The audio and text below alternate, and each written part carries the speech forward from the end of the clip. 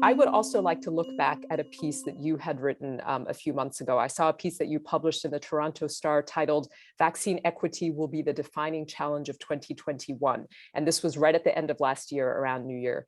And at that time, you had said that vaccine equity would require a focus on three main pillars. At that time, you referred to distribution, data, and direction. So now, within the 10 months since the publication of that piece, the alarms from yourselves at WHO have become more and more dire, with Dr. Tedros going as far as warning that the world is on the brink of a catastrophic moral failure. So I wanted to ask you, Peter, if you had an opportunity to write kind of a sequel now, a part two of that piece, would those three pillars, distribution, data, and direction, remain the same, or would you revise them with three different pillars? Thank you, Maza. And let me just start by saying what a privilege it is actually for me to be on this panel.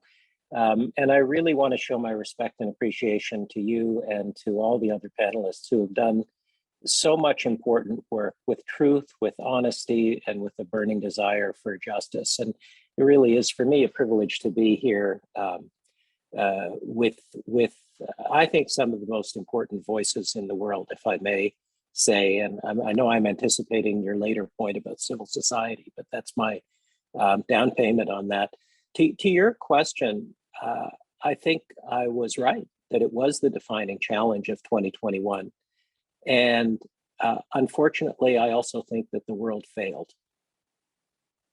And it's as simple as that. If the most optimistic thing you can say is we're failing so far. In a sense, the vaccine equity issues. And I don't think about them as vaccine equity anymore. I think about them as vaccine justice, because what's really at stake is the structural issues underlying the intellectual property, but then also Fatima in her opening remarks went to much deeper structural issues, which I think is very important to continue to surface. I think it's a triumph of science and a failure of humanity is what we're seeing here.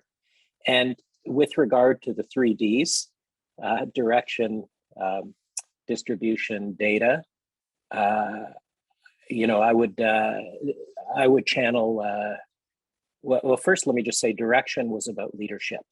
It just happened to start with a D.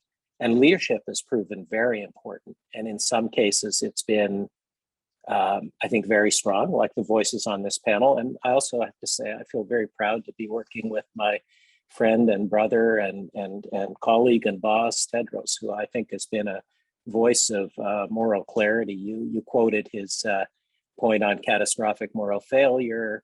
He has actually used the word greed, very unusual for a director general, supported the IP waiver. He's done things that I feel very proud of, and it's a real privilege to work with him. That's the leadership piece.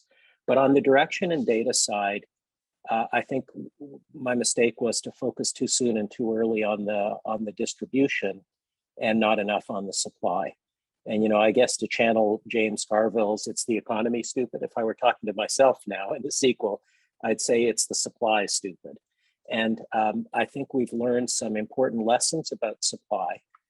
Firstly, that solidarity works in abundance.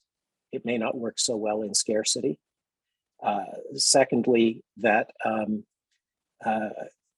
there is a supply chain of vaccines, but there's also a supply chain of trust.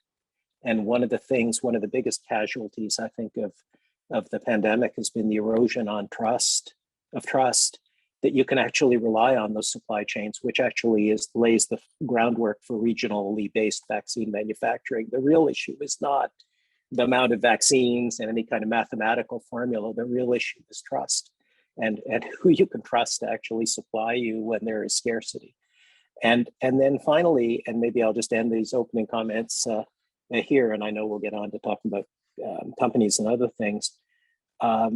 The whole thing, I think, has left me feeling angry and sad, and questioning some very fundamental values. So, for example, is it really true that we love thy neighbor like ourselves? Sure doesn't seem like it. Is it really true that all lives have equal value? It's not the way we're acting. So, I think we have to get back in touch with some of those fundamental values, and just, the thing that causes me optimism is young people, and keeping in mind the words of Nelson Mandela, which is, it always seems impossible until it's done. So that's what the sequel would say. Maza, and thank you again, and back to you, and happy to keep going a little bit more deeply into this. Okay.